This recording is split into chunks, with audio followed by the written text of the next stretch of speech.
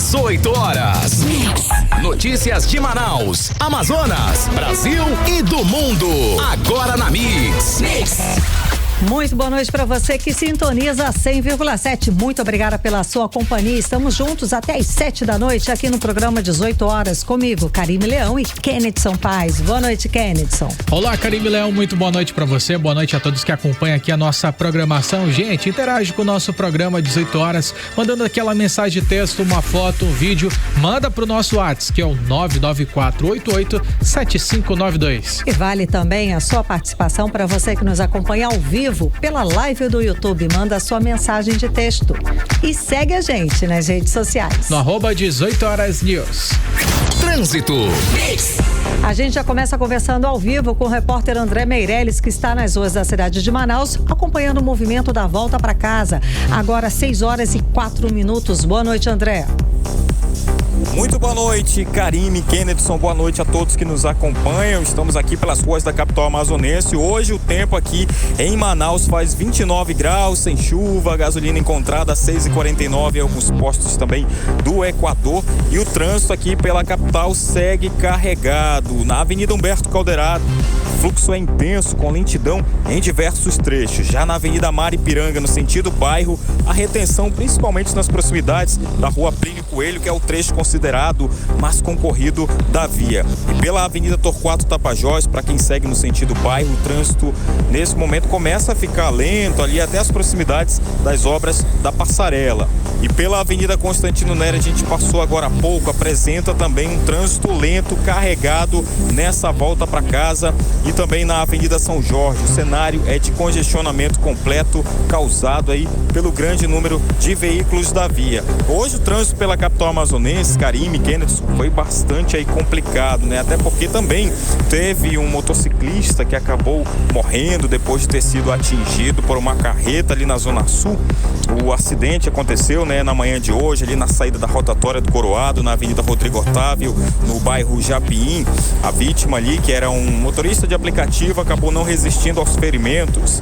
E depois desse acidente, a área que foi isolada pela polícia ali para o trabalho de perícia, deixou também o trânsito bastante complicado ali, várias retenções, o trânsito lento, né? Além ali na Avenida Cosme Ferreira, das Torres e André Araújo, hoje foi um trânsito complicado, que esse trânsito ficou agora até pela tarde também, muita gente não sabia o que estava acontecendo no trânsito da capital amazonense, também por esses e outros acidentes também que foram registrados aqui na capital amazonense, envolvendo também alguns motoristas e motociclistas, né, que se envolveram em acidentes de trânsito, né? Os agentes de trânsito, eles foram mobilizados para as várias áreas aqui da capital amazonense para ajudar que tem a operação fluidez, né, para ajudar aí muitos condutores nesse horário de pico. Volto com vocês. Muito obrigada pelas informações, André Meirelles. Mix. E vamos aos destaques de hoje do 18 horas. Troca no comando da saúde pública no Amazonas. Eu, Nathalie Moraes, explico os detalhes dessa substituição. Sai a enfermeira Nayara Matsudi e entra o cirurgião cardiovascular Luiz Alberto Saraiva. E eu, André Meirelles, trago os detalhes da operação da Polícia Federal com o objetivo de desarticular criminosos envolvidos em roubo de ouro e associação criminosa no estado do Amazonas. Eu, Vanessa Lima, falo sobre os detalhes de um estudo inédito da Serasa para a região norte que mostra como o Festival de Parintins movimenta a economia da cidade. 97% dos entrevistados afirmam que o evento impacta positivamente a economia local. 18 horas. Esses e outros assuntos, os destaques mais importantes do dia, a partir de agora para você que sintoniza 100,7. Até às 7 da noite no programa 18 horas de hoje, sexta-feira, dia 29 de maio de 2026. Você está ouvindo 18 horas. E a gente começa o 18 horas de hoje falando sobre uma nova mudança no comando da saúde pública do estado do Amazonas. Nayara Maksud sai da secretaria e entra o médico e gestor hospitalar Luiz Alberto Saraiva. O novo secretário já assumiu o cargo, foi anunciado na manhã dessa sexta-feira pelo governador Roberto Cidade.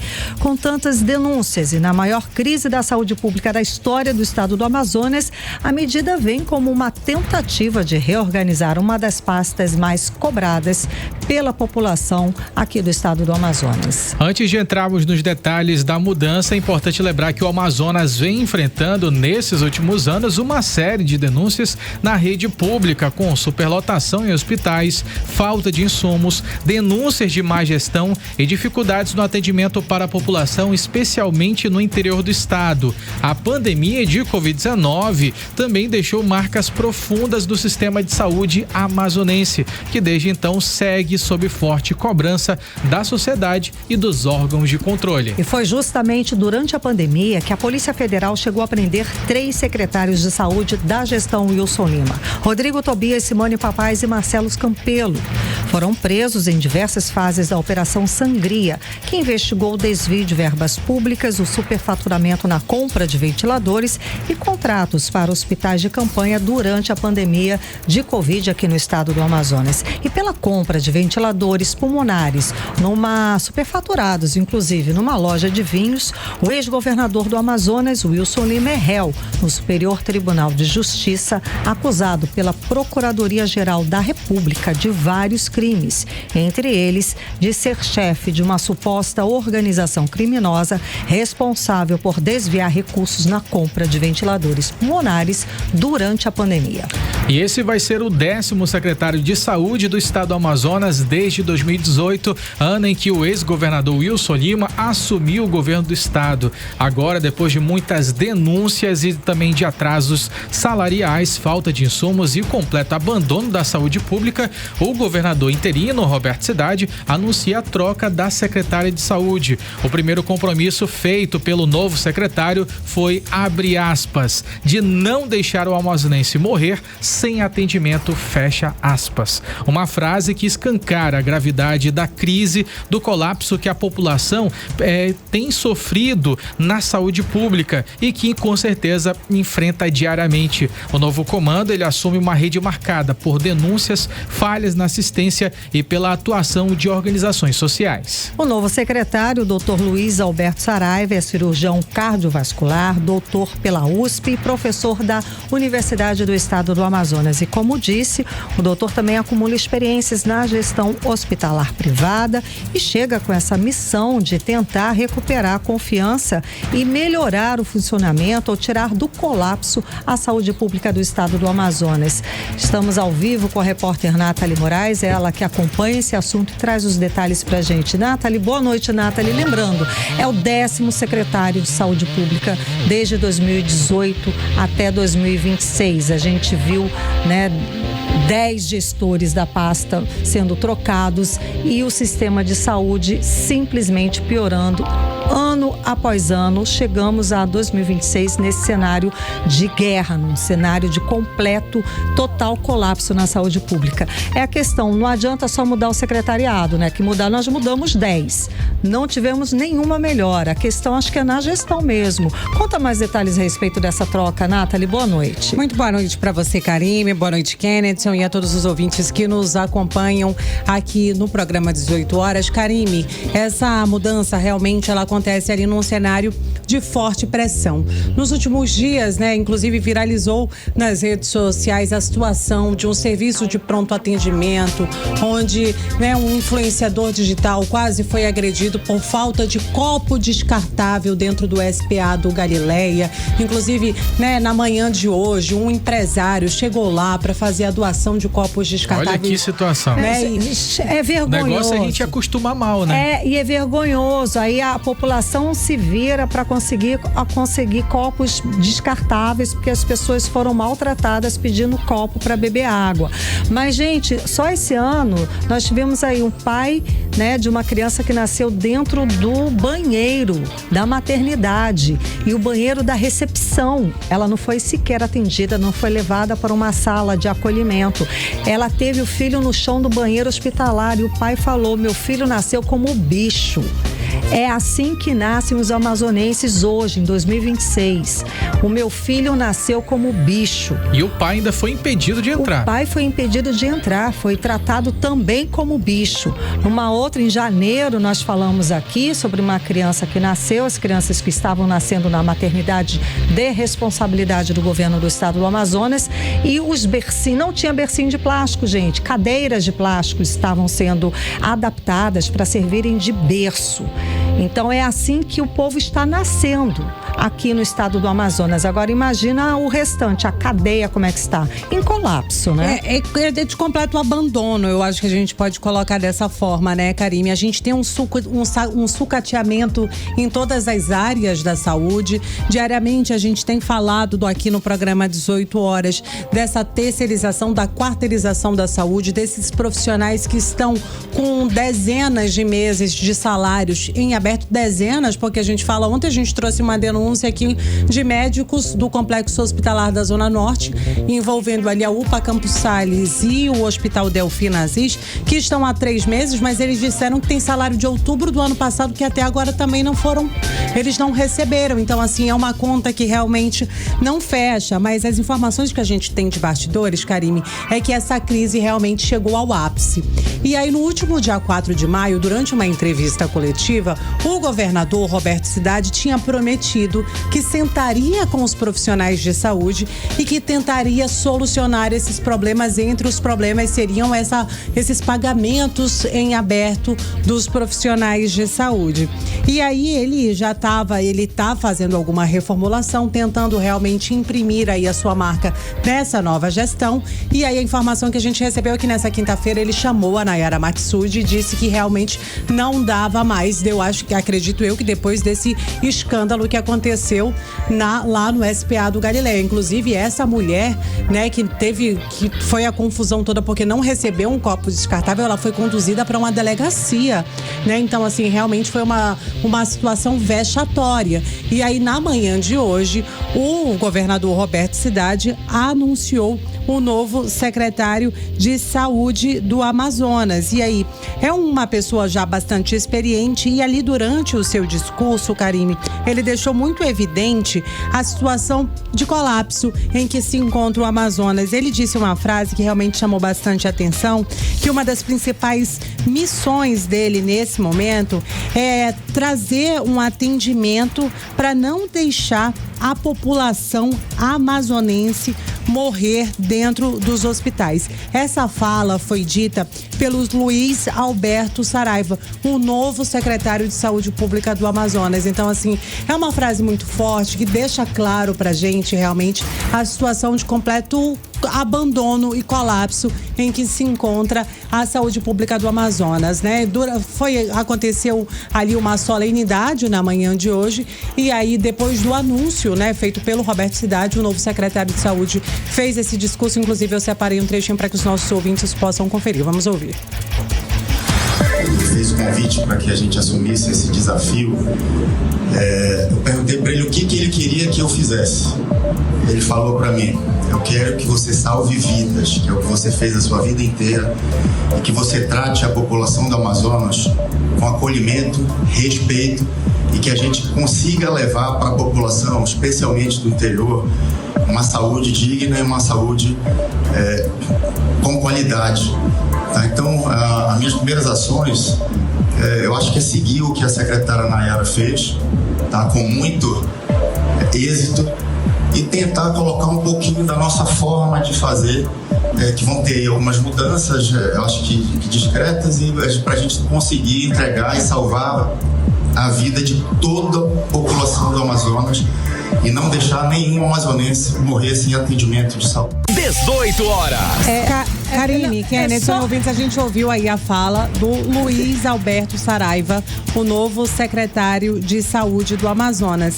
Mas assim, é difícil ouvir essa fala, gente, né, Karime? Peraí, mudança discreta no colapso e na crise que estamos hoje na saúde pública do estado do Amazonas, mudança discreta não vai mudar nada. Mudança discreta, o senhor fala para um pai que declarou que o filho nele nasceu feito bicho, mudança discreta. Não, meu amigo, mudança discreta é para quando o time está ganhando. Você faz uma alteração ali no mínima. Agora, do jeito que está a saúde pública do estado do Amazonas, numa situação comparável, uma situação de guerra, mudança discreta é difícil de ouvir. Vai resolver a situação lá de Tabatinga, do hospital. Começaram uma obra em fevereiro desse ano, simplesmente abandonaram sem dar a menor satisfação. As pessoas estão tendo que atender a população no meio de obra, no meio de escombros e sem receber salários. Aí a mudança é discreta, né, Karine? Não, aí, ou seja, na situação, uma mudança discreta, aí tá difícil. A gente tá otimista, a gente quer receber mudança, a gente quer acreditar que essa situação, pelo menos essa situação, que é o mais importante da sociedade, que é a saúde pública, vai mudar. Mas aí me assume o secretário falando de mudança discreta, aí não dá, né? E que vai seguir a mesma coisa. E vai seguir a linha tá da outra secretária, aí tá difícil de acreditar. Tudo que a gente tem noticiado aqui no programa é no mínimo humilhante o que a população amazonense vem passando, porque a gente traz aqui diariamente notícias de doentes, de familiares, trazendo o reflexo ali de uma administração que virou as costas para a população amazonense, porque a gente chega num pronto-socorro, não tem copo descartável, os profissionais não estão recebendo salário. Que tipo de atendimento a gente está recebendo, né? As equipes terceirizadas, esses profissionais terceirizados estão trabalhando ali por caridade, né? E quando a gente fala do interior do Amazonas, o descaso é ainda maior. E aí esse comando na Secretaria de Saúde chama a atenção, né, realmente para situações como a Karine relatou, lá no município de Tabatinga. Os moradores, né, a população lá do município de Tabatinga vem denunciando quase que diariamente as dificuldades que estão sendo enfrentadas na UPA. A unidade de pronto atendimento ali de Tabatinga é de responsabilidade do governo do estado e tem sido alvo constante de críticas por conta das obras que estão paradas. Isso sem falar dos profissionais que estão há 8 meses sem receber os seus salários. Gente, São Paulo. É a única unidade de referência de daquela saúde região da Tríplice Fronteira. Você imagina quantas pessoas essa unidade, uma única unidade, atende. Ela é responsável pela Tríplice Fronteira. Eu estou procurando aqui o número de população, acho que uns 100 mil pessoas pelo menos. Ela é responsável. E aí fizeram essa irresponsabilidade de começar uma obra em fevereiro, abandonar a obra, não pagar o salário de quem trabalha lá, dos profissionais, e estão lá, Deus dará. Esse é o retrato. Esse é o retrato da saúde pública do estado do Amazonas hoje. E como é que vem falar que vai ser uma mudança tímida? Como é que vai acontecer isso? Ainda durante a manhã de hoje, né, Karine, teve ali um anúncio, né, do pagamento da primeira parcela de 53,3 milhões de reais de recursos do Fundo de Fomento ao Turismo, Infraestrutura, Interiorização, Desenvolvimento ao Amazonas. São 160 milhões de reais que devem ser destinados à saúde de 61 municípios do interior aqui do nosso estado. A gente espera, né, Karine, que realmente esse dinheiro possa chegar para esses municípios que mais precisam, como o município de Tabatinga. A gente precisa realmente de uma ampliação da saúde pública no interior do Amazonas. A gente precisa de ações do estado que alcancem os municípios que estão ali realmente pedindo socorro. Se aqui em Manaus está difícil, imagina, no interior, né, do Amazonas a situação é muito pior. A gente precisa urgentemente da implantação de unidades de terapia intensiva. Não chegou a telesaúde aqui na nossa capital. Muita gente fala de utilizar a telesaúde no interior, mas é difícil a gente pensar que essas pessoas muitas vezes não têm acesso à internet de qualidade. Se aqui na capital a gente não tem, imagina, né, nesses municípios principalmente mais afastados. O governador prometeu hoje até levar carretas da saúde, que essas promessas realmente possam ser cumpridas. Que devem ser cumpridas. Para que isso aconteça. Se é promessa, é um compromisso com o cidadão que paga imposto caro. E na hora de receber os serviços essenciais como saúde, não recebe em troca. Está recebendo como favor? Não. Não faz mais do que obrigação. É o trabalho, se assumiu a gestão é para ter essa responsabilidade, não está fazendo favor para ninguém. Dos últimos anos, 30 bilhões de reais foram direcionados para a saúde do estado do Amazonas. E a gente aqui noticia, dia após dia, as denúncias nessa área. Mortes, mães que choram as mortes, que procuram respostas. Até hoje não tem respostas de por que e como que os filhos morreram. A gente não consegue dar um amparo a uma mãe, a uma família enlutada. Então, 30 bilhões de reais para não dar nem satisfação, para dizer por que a obra do Hospital de Tabatinga foi paralisada, aí é para acabar com o cidadão, né? Que paga o imposto caro e na hora de receber em troca não tem um mínimo de dignidade. Vai parar na delegacia porque pediu um copo plástico para beber água. E nas redes sociais, a ex-secretária Nayara Maksud recebeu uma enxurrada de críticas, Karime, isso porque ela chegou a destacar ali durante seu discurso a ampliação de atendimentos justamente no interior do Amazonas, onde a gente sabe que a situação é ainda mais crítica, né? Mas assim, a gente está aqui otimista para esse novo secretário que está chegando.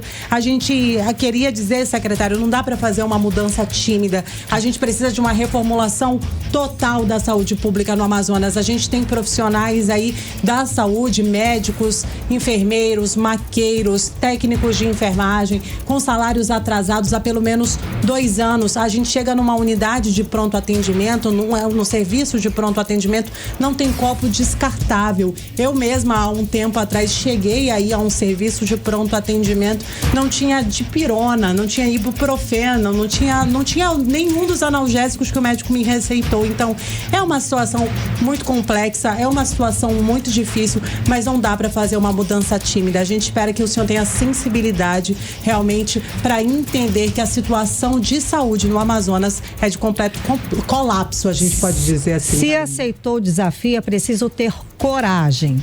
Porque nesse ponto, o senhor precisa ter coragem. Assumir o desafio vai ser cobrado. E precisa ter coragem e atitude de homem, não de menino. Não se pode mais brincar, as pessoas estão morrendo. Não estou nem falando de falta de atendimento, um atendimento digno. Estou falando de mortes evitáveis por um sistema que está em colapso. Então vamos lá, vamos seguir com coragem e atitude de homem ou de mulher para enfrentar esse desafio, e estimamos aqui que seja assim para mudar para melhor. A gente quer anunciar, a gente quer noticiar situações muito melhores, números extremamente positivos da saúde do estado do Amazonas. A gente quer noticiar coisas boas. Então, por favor, assuma, mas assuma com coragem. Não é tímido, porque tímido é melhor ficar em casa. Assuma com coragem. Muito obrigada pelas informações, Nathalie Moraes. Agora em Manaus, 6h25. Você está ouvindo 18 horas. A Polícia Federal fez hoje de manhã uma operação que teve como alvo pessoas de roubo de ouro e associação criminosa no estado do Amazonas. E entre os investigados estão 3 policiais identificados como Felipe Pinto Ferreira, Gilson Luna de Farias e Antônio Temilson de Souza Aguiar. O repórter André Meirelles traz os detalhes dessa operação. Boa noite, André. Então, o objetivo da operação é identificar outros envolvidos no crime? É isso, 3 policiais estão na mira da Polícia Federal aqui em Manaus. Muito boa noite, Karime, Kennedson, a todos que nos acompanham.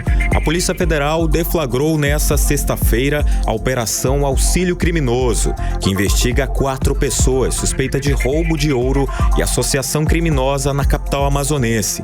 Os policiais identificados são Felipe Pinto Ferreira, Gilson Luna de Farias e Antônio Temilson de Souza Aguiar. 4 mandados de busca e apreensão foram cumpridos nessa manhã. O objetivo é identificar outros envolvidos e desarticular a organização criminosa. A operação é um desdobramento do maior caso de apreensão de ouro da história do Amazonas. Em outubro de 2025, policiais das Rondas Ostensivas Cândido Mariano, a ROCAM, foram chamados a uma residência depois de uma denúncia de que uma família estava sendo feita refém.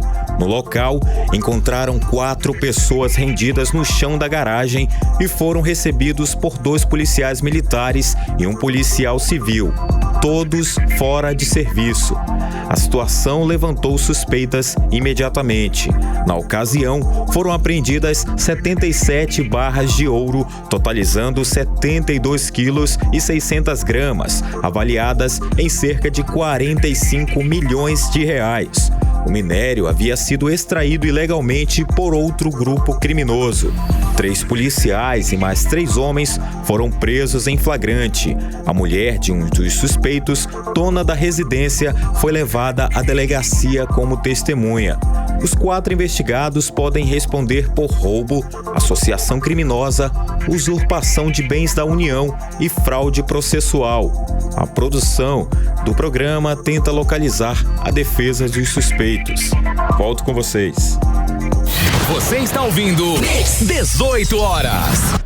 Os planos de saúde vão ter reajuste. A Agência Nacional de Saúde Suplementar aprovou o aumento de 5,11% nas mensalidades dos planos de saúde individuais e familiares. E esse percentual de reajuste é o mais baixo desde 2021, tá? E se aplica para 7,7 milhões de beneficiários. O aumento vale para planos regulamentados no período de 1º de maio desse ano até 30 de abril de 2027. 18 horas. O Festival de Parintins movimenta a cultura, o turismo e também o bolso de quem aproveita o evento para garantir uma renda extra. Para muita gente, o período é uma oportunidade real de trabalho e de alívio nas contas do mês. E escuta essa, gente. Um estudo inédito da Serasa para a região norte mostra como o festival movimenta a economia local e se consolida como oportunidade financeira para milhares de pessoas. Segundo o levantamento, 46% dos participantes pretendem trabalhar durante o festival nesse ano para complementar a renda e reorganizar as finanças. E as principais atividades escolhidas para complementar o orçamento incluem a venda de alimentos, representando 31%, o trabalho temporário em hotéis, lojas e restaurantes com 25% e funções ligadas diretamente à estrutura do evento, como montagem, segurança, limpeza e também atendimento, que representa 23% dos entrevistados. Esse levantamento da Serasa, inédito, revela o impacto econômico do festival. Também aparece na percepção da população. 97% dos entrevistados afirmam que o evento impacta positivamente a economia local. A repórter Vanessa Lima traz pra gente mais detalhes a respeito dessa pesquisa. Então, Vanessa, com um planejamento aí, essa renda extra pode ajudar a cobrir despesas do dia a dia, certo? Boa noite a todos. O Festival de Parintins não movimenta apenas a cultura e o turismo da Amazônia. Ele também acaba virando uma grande oportunidade para quem quer fazer aquela renda extra sempre bem-vinda. Segundo dados de uma pesquisa do Serasa com o Instituto Opinion Box, quase metade dos participantes do festival vão aproveitar a oportunidade para aumentar o orçamento. A pesquisa mostra que muitos veem no evento uma chance real de melhorar a vida financeira. Entre os que pretendem trabalhar, 56% espera receber acima de R$1.000 e tem quem acredite que essa oportunidade possa representar até 40% de aumento na renda mensal. As funções mais procuradas vão desde a venda de alimentos até trabalhos temporários em hotéis e restaurantes, além de atividades ligadas diretamente à estrutura do evento. Para a especialista em educação financeira do Serasa, Aline Vieira, esse movimento revela um desejo claro das pessoas: organizar-se financeiramente para aproveitar o festival com mais tranquilidade e segurança. Pesquisa é que 85% das pessoas, elas afirmam que elas querem se planejar financeiramente antes do festival. Isso revela que o brasileiro ele não quer deixar de viver experiências importantes, mas ele também está buscando ao mesmo tempo um equilíbrio nas decisões financeiras. A área de mobilidade também costuma ganhar força justamente porque a cidade recebe um fluxo enorme de turistas em poucos dias. Nesse sentido, uma das orientações mais importantes é aproveitar habilidades que você já possui. Em vez de investir alto para começar algo novo, vale apostar em serviços, produtos ou conhecimentos que já fazem parte da sua rotina. O Serasa reforça justamente que as melhores formas de renda extra costumam ser aquelas que exigem pouco investimento investimento inicial e atendem a uma demanda real do público. E tem um detalhe importante: a renda extra precisa caminhar junto com escolhas financeiras equilibradas. O ideal é evitar gastos contando com um dinheiro que ainda não existe. Por isso, a especialista do Serasa reforça que o planejamento financeiro é essencial.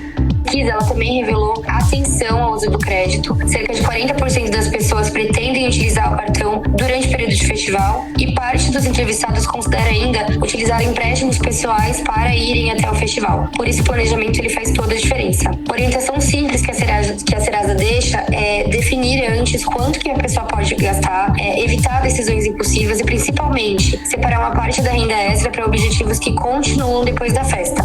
Então, para quem vive em Parintins ou nas cidades vizinhas, o festival não se resume apenas a uma celebração cultural grandiosa. Ele também se transforma em uma oportunidade concreta de gerar renda extra capaz de fazer diferença ao longo de todo o ano. Volto com vocês. Você está ouvindo 18 horas. Entrevista do dia. E na entrevista do dia hoje, vamos conversar com o secretário municipal de habitação, Júnior Nunes. Muito boa noite, seja bem-vindo ao 18 horas, tudo bem?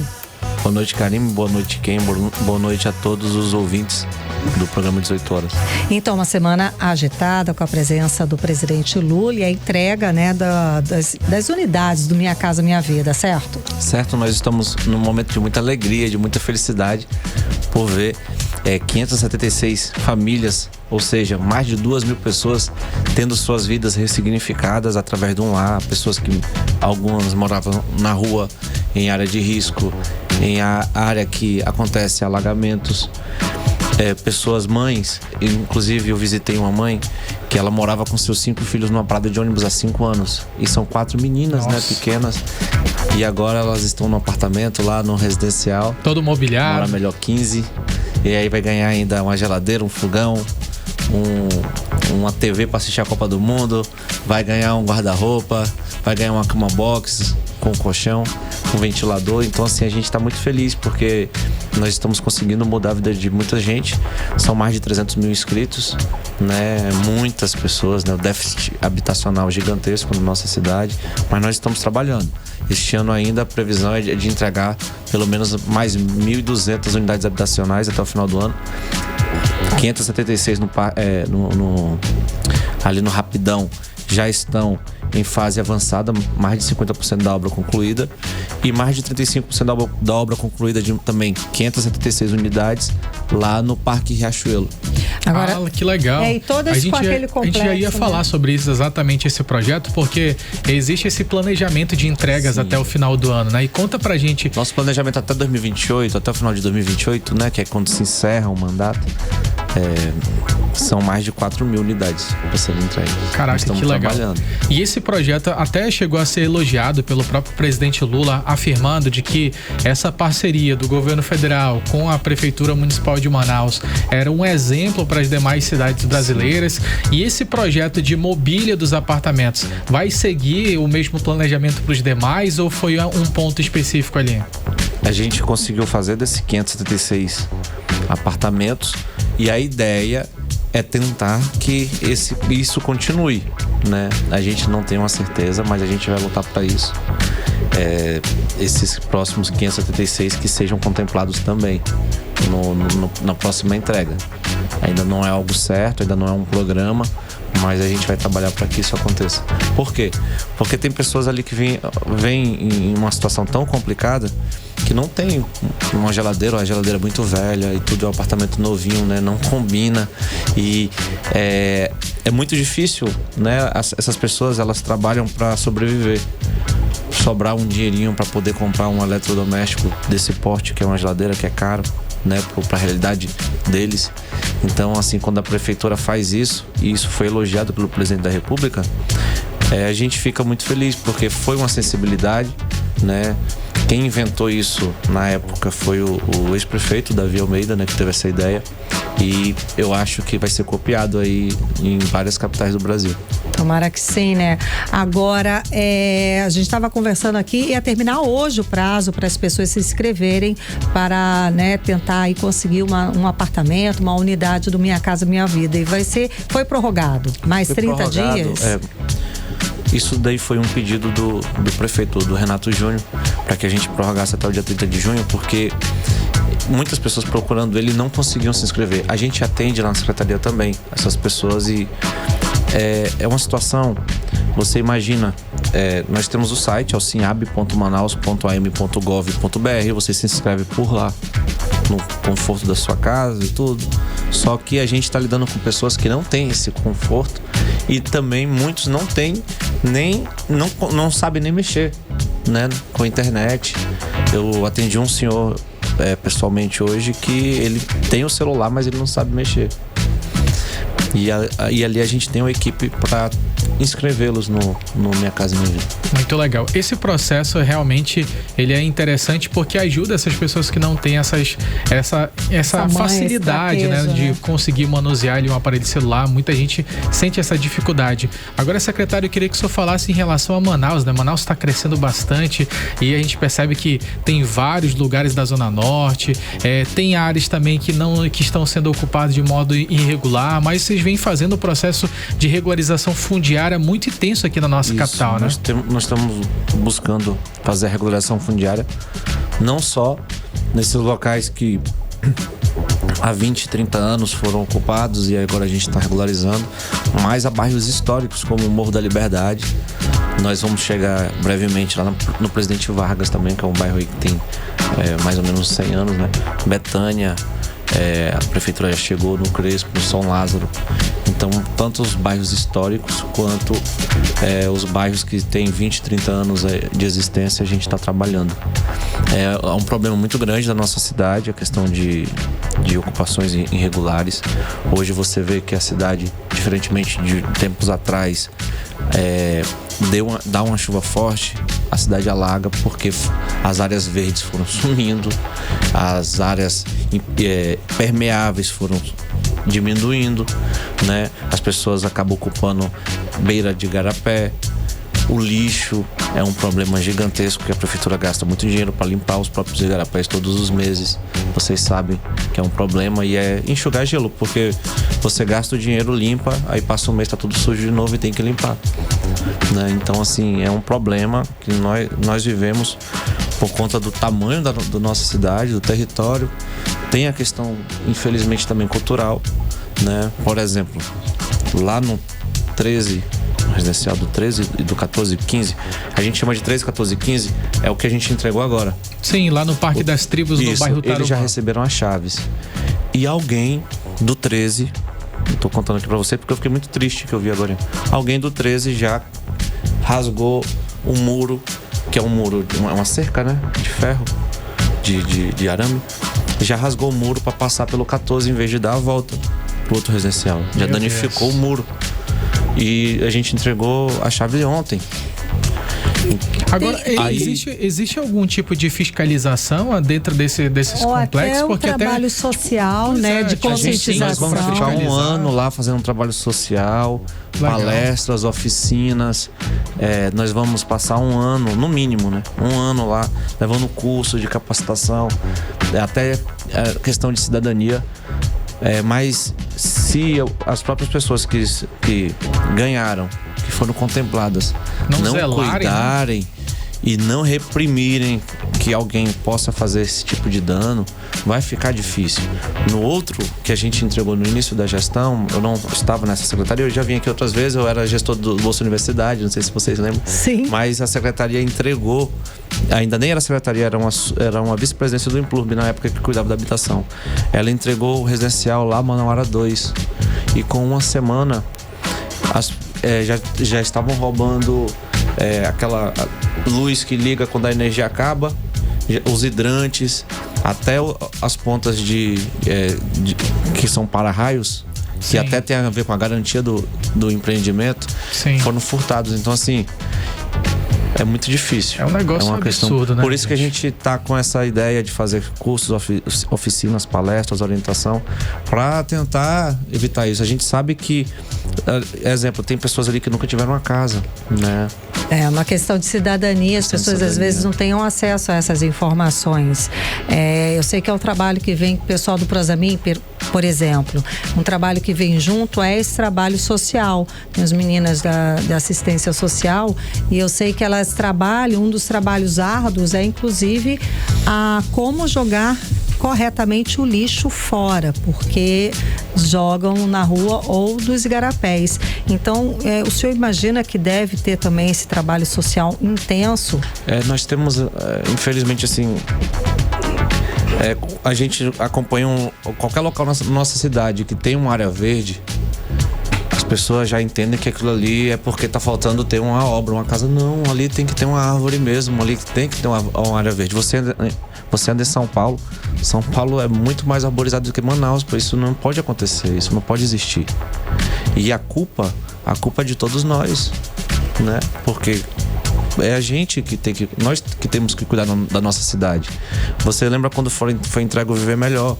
Ali era cheio de áreas verdes, de áreas incomuns, e aquilo tudo foi tomado. Eu cheguei a contemplar como era o Viver Melhor antigamente. Gente, era um espaço verde, né? Muito bonito, todos os imóveis bem pintados. E agora eu contemplo, infelizmente, o resultado. O resultado. Então, meu Deus, é um negócio. A gente não pode ter uma calçada. A gente não pode ter uma calçada com mais de 2 metros que alguém vai lá e vai montar alguma coisa em cima. Então é preciso ter também esse trabalho social bem próximo, essa conscientização. E quando a prefeitura vai tirar, alguém filma e a gente ainda apanha na internet. Ainda é considerado, né, uma pessoa que reprime. Agora vamos lá, para quem está nos ouvindo, para terminar, como é que faz essa inscrição? A pessoa pode ir presencial, existem alguns critérios, tem que ter um mínimo de renda, o máximo, aliás, de renda familiar, não é isso? Isso. Para se cadastrar a uma unidade do Minha Casa Minha Vida, faz como? Os critérios são estabelecidos pelo Ministério das Cidades. Aí o Ministério das Cidades mudou o faixa 1 do Minha Casa Minha Vida. Antes, a renda da família tinha que ser de até R$ 2.700. E agora aumentou para R$ 3.200. Além disso, a pessoa não pode ter uma residência, né? Não pode ter sido contemplado em outro programa habitacional nos últimos 10 ou 20 anos, aqui me fugiu da memória, é 10 ou 20 anos. E aí tem as questões da prioridade e das prioridades. Por exemplo, uma mãe solo é uma prioridade, né? Um PCD, alguém que tem uma família que tem autista, é prioridade indígenas, é prioridade morador de rua, é prioridade morador de área de risco. Então tem as prioridades dentro dessas prioridades que são todos eles. Secretário, pessoa que cuida de pessoa idosa, ela idosos também tem prioridade? Também são prioridade. E você imagina que é um universo de 300 mil já inscritos, né? E muita gente fica insatisfeita porque não foi contemplada. Só que o que eu fiz? Eu tô mostrando a realidade das pessoas que foram contempladas, como essa mãe na parada de ônibus, como a outra mãe, a Marlene, que tem um filho com paralisia cerebral grau 5 e ela estava fazendo campanha na internet para comprar um lá porque ela vai ser despejada, e dentre outras pessoas, um ex-morador de rua que foi restabelecida a dignidade dele porque ele foi amparado no abrigo que a prefeitura inaugurou lá no centro. Ele morava na Praça dos Remédios, onde a prefeitura também recuperou. Ele recebeu um treinamento, um emprego e agora um apartamento. E ele falou com a gente ontem, ele falou: vocês devolveram minha dignidade. E a gente fica muito feliz, né, com esse tipo de palavra, com esse tipo de retorno. Sem dúvida alguma. Muitíssimo obrigada pela sua presença, conversando com a gente aqui no 18 horas. Existe algum ponto que você gostaria de ressaltar? Não, quero dizer que as pessoas continuem tendo esperança, acreditando, né, em dias melhores, acreditando porque nós estamos trabalhando muito para fazer essas entregas. E que a gente vai, inclusive, pela primeira vez, porque eu nunca vi, nós vamos fiscalizar. Se tiver alguma pessoa que tenha ganho um apartamento desse de forma indevida, a gente vai tirar essa pessoa e vai entregar para quem merece. A gente fez um trabalho gigante, belíssimo, para que isso não aconteça, mas se acontecer, a gente está pronto para tirar e entregar para quem devidamente deveria estar ali. Um exemplo: se surgir alguém vendendo, no LX, por exemplo. Eu mesmo vou lá como comprador e vou pegar de volta e entregar porque a gente tem uma lista de reserva e tem muita gente de fora precisando. Então, além disso, a gente está trabalhando nas outras entregas. Então, se inscreva. É no sinab.manaus.am.gov.br. Quem sabe não chegou a sua vez de ter um lá para chamar de seu. Assim como aconteceu com esse monte de famílias, né? 576 famílias. Tá ótimo. Muitíssimo obrigada pela sua presença. Obrigada pelo trabalho e sucesso. Obrigado. Conversamos, gente, com o secretário municipal de Habitação, Júnior Nunes. Você está ouvindo 18 horas. E essa é para quem está devendo IPTU, algum tipo de imposto municipal. A Prefeitura Municipal de Manaus abriu essa semana as inscrições para o programa Dívida Zero 2026. Quem tem débito com a Prefeitura pode negociar com desconto de até 100% dos juros e multas. Maravilha, viu? O prazo para aderir vai até o dia 20 de agosto, tá? A inscrição pode ser feita pela internet. Quem pagar tudo de uma vez tem desconto total nos juros e multas. Já para quem prefere parcelar, os descontos variam de 40% a 70%, dependendo, é claro, do número de parcelas, como explica o repórter André Meirelles. Quem está com o nome sujo na Prefeitura de Manaus tem uma chance de ouro para limpar a dívida. A Prefeitura lançou nessa semana o programa Dívida Zero 2026, que permite negociar débitos municipais com desconto de até 100% em juros e multas. As inscrições estão abertas até o dia 20 de agosto e podem ser feitas pela internet sem precisar ir à Prefeitura. Podem ser negociadas dívidas de IPTU, imposto sobre serviços, multas tributárias e taxas municipais. O programa é coordenado pela Procuradoria-Geral do município e pela Secretaria Municipal de Finanças. Os descontos variam conforme a forma de pagamento. Quem pagar à vista tem 100% de desconto em juros e multas. Parcelamento de até 12 vezes tem 70% de desconto. De 13 a 24 parcelas, o desconto cai para 60%. De 25 a 36 vezes, 50%. E de 37 a 60 parcelas, o desconto é de 40%. Existe ainda o benefício extra para quem já está cadastrado no Domicílio Tributário Eletrônico, o DTE. Esses contribuintes têm até 100% de descontos em juros e multas em parcelamentos de até 6 vezes. Quem não regularizar a situação pode enfrentar bloqueio judicial de contas, protesto em cartório, negativação no SPC e Serasa, além de penhora e leilão de bens. Para aderir ao programa, o contribuinte pode acessar o portal da Prefeitura de Manaus na internet, que é o cmfatende.manaus.am.gov.br. Dúvidas podem ser esclarecidas também pelo telefone 156 ou presencialmente na Avenida Japurá, número 488, no centro da capital. Volto com vocês. 18 horas. Previsão do tempo. Vamos saber agora como é que vai ficar a previsão do tempo com Vanessa Lima. Boa noite, Vanessa. Muito boa noite a todos que acompanham a previsão do tempo aqui com a gente no 18 horas. A sexta foi marcada por sol entre nuvens, calor e sensação térmica alta. A previsão para a noite de hoje indica céu predominantemente nublado, com ventos leves e baixa ou nula possibilidade de chuva. E agora a previsão do tempo para o fim de semana, 30 e 31 de maio, sábado e domingo. Segundo o Clima Tempo, o sábado começa abafado, com sol entre nuvens e possibilidades de chuvas rápidas e isoladas, especialmente no período da tarde. À noite, a previsão indica céu mais carregado, com chuva forte em vários pontos da cidade. Resumo do termômetro. A temperatura nesse sábado varia entre mínima de 24 e máxima de 30 graus. E a umidade relativa do ar fica em torno de 75 a 95%. Agora, o domingo. A previsão para o domingo é de chuva forte de manhã e à tarde temos previsão de aberturas de sol com pancadas de chuvas mais leves que podem se estender até a noite. Resumo do termômetro. A temperatura nesse domingo varia entre mínima de 24 e máxima de 28 graus. 18 horas. Trânsito. E a gente volta a conversar com o repórter André Meirelles. André, conta pra gente como é que está a volta pra casa. Eu sei também que tem uma programação logo mais da Prefeitura. Conta mais traz pra gente. Boa noite. Muito boa noite, isso mesmo. Hoje tem noite especial do Bumba Meu Boi aqui em Manaus e a entrada é gratuita. A prefeitura ela realiza mais uma edição do projeto Bois no Mirante. E essa semana é a vez aí da Nação Azulada que vai tomar conta aí da festa. O evento acontece daqui a pouquinho, a partir das 7 da noite, no estacionamento do Mirante Lúcia Almeida, na Avenida 7 de Setembro, no Centro Histórico.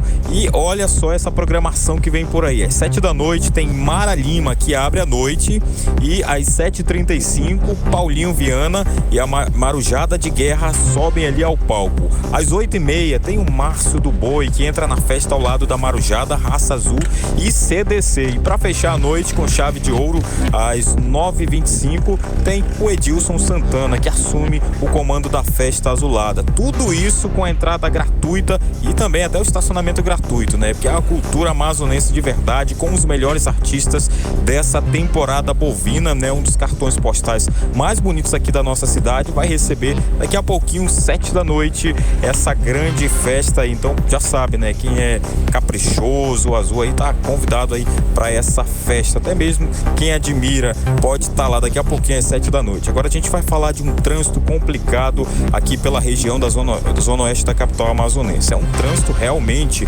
tá dando dor de cabeça para os condutores, né? A gente vai começar falando da Avenida Coronel Teixeira, bem próximo às obras do viaduto Passarão. Esse trânsito ele acaba refletindo numa forte retenção e lentidão pela Avenida São Jorge. Tudo isso é sentido volta para casa, sentido bairro, pela Avenida Brasil também, principalmente quem vai se aproximando do Hospital da Criança em diante, e nas proximidades mesmo das obras do viaduto Passarão tem trânsito bastante carregado. O reflexo desse trânsito, a retenção é grande aqui pela zona oeste da capital amazonense. Volto com vocês. Muito obrigada pelas informações, André Meirelles. 18 horas.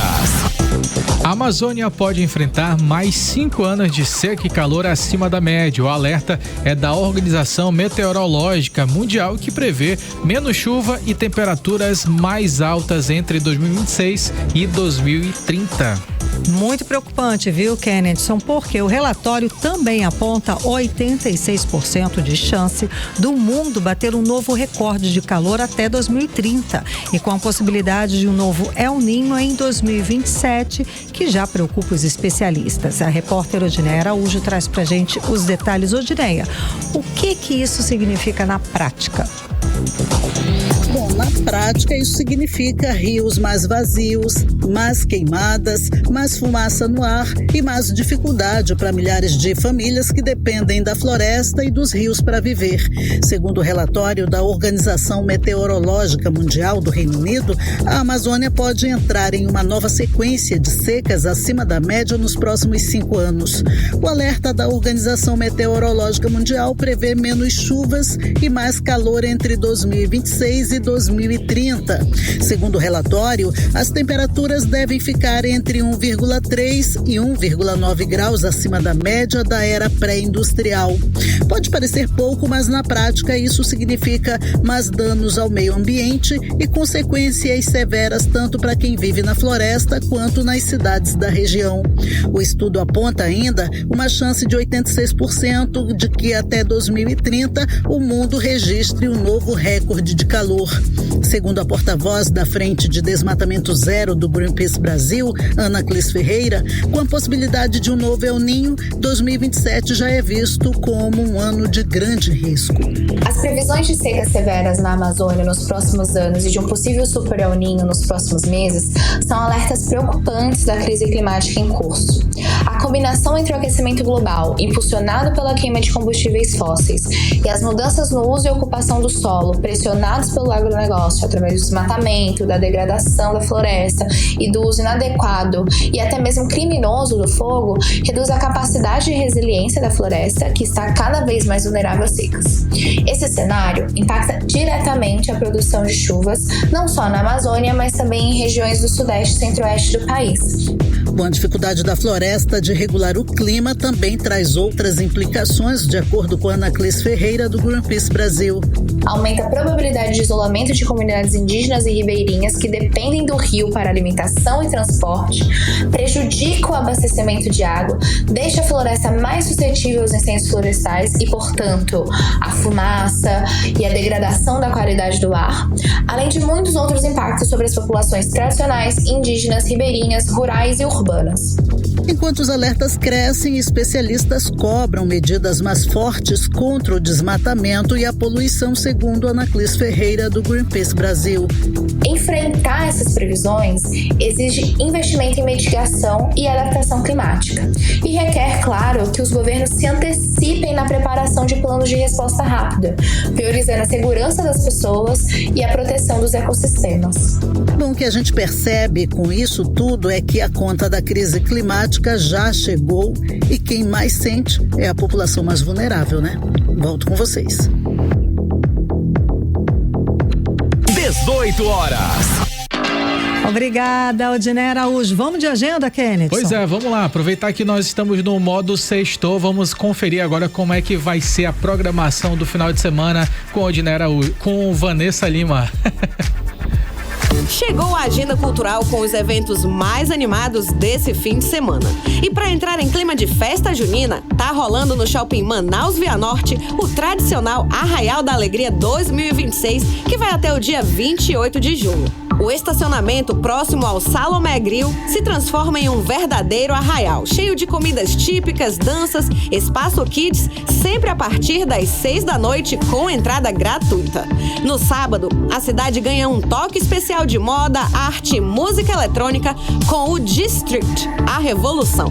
O evento acontece na Rua Barroso, número 193 no centro e começa às 7 da noite. Quem comanda o som é o DJ Victor Alck e os ingressos estão disponíveis no site ingresse.com. Enquanto isso, também no sábado, a Arena da Amazônia abre os portões às 8 da noite para a 5ª edição do Arena Planeta Boi, trazendo caprichoso e garantido em uma prévia do Festival de Parintins. Os ingressos estão disponíveis no site bilheteriadigital.com. E no Sambódromo, nesse sábado também, o público vai conhecer o line-up oficial do Samba Manaus 2026 em uma noite com shows de Sorriso Maroto, Turma do Pagode e Wendel Pinheiro. Os ingressos estão disponíveis no site bilheteriadigital.com. Ainda no sábado, a Augusta House recebe a edição especial da Favela Augusta Furacão 2000, que promete uma viagem nostálgica pelos clássicos do funk que marcaram gerações. Além da pista principal, a casa também recebe mais uma edição da Sonic Beats no andar superior. Os ingressos estão disponíveis no site simpla.com. E o domingo continua animado. Às 4 da tarde, o Largo São Sebastião recebe a rodada cultural amazônica com o Samba do Largo, embalando o público com muita música e o melhor, o evento é gratuito.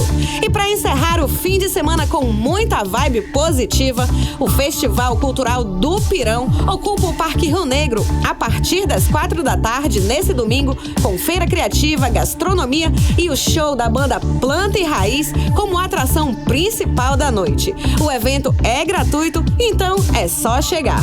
E agora é só escolher o ritmo, se jogar na festa e aproveitar os melhores eventos da cidade.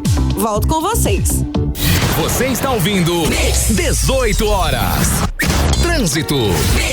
E vamos saber como é que está a volta para casa agora em Manaus, 7 horas em ponto. André Meirelles.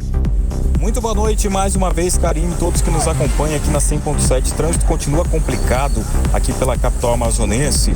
Olha, o trânsito concorrido ainda na Avenida Maripiranga, principalmente nas proximidades da Rua Plínio Coelho. Essa Rua Plínio Coelho é que fica ali próximo do Carrefour, porque por lá, quem segue por lá no sentido da Avenida Torquato Tapajós tem dificuldades para trafegar nesse momento, porque são muitos veículos pela via e o trânsito acaba travando ali no local. Já mais à frente, que a gente lembra aqui da Avenida Torquato Tapajós, para quem segue no sentido bairro, encontra mais uma folguinha, o trânsito começa a desafogar nesse momento, então ainda dá para trafegar de boa pela Avenida Torquato Tapajós nessa volta para casa. Muito obrigada pelas informações, André Meirelles.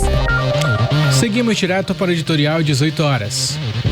Editorial 18 horas. A semana está encerrando e, em meio a tantas informações, uma notícia não pode passar em branco. E é uma notícia muito boa.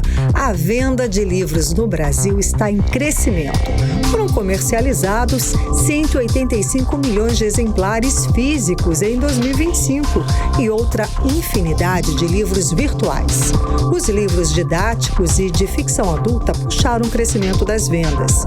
Os números são da pesquisa Produção e Vendas do Setor Editorial Brasileiro. A venda de exemplares físicos cresceu 6,5% em relação a 2024, resultando num faturamento de 4,5 bilhões de reais. A pesquisa Panorama do Consumo de Livros mostrou que os leitores jovens adultos de 18 a 34 anos são os maiores consumidores de livros no Brasil. E o aumento ocorre especialmente entre jovens e públicos mais conectados às redes sociais e à cultura digital. A pesquisa aponta que as livrarias seguem exercendo um papel fundamental como espaço de descoberta, experiência cultural e conexão entre leitores. Como todo mundo aprendeu um dia, a leitura abre a mente, impulsiona sonhos e alimenta a alma. 18 horas. O 18 horas de hoje fica por aqui. Muito obrigada pela sua companhia, gente. Um excelente fim de semana. Um beijo. Até segunda-feira. Boa noite, Kennedy Paz. Boa noite, Karime Leão. Até segunda-feira. Você ouviu 18 horas.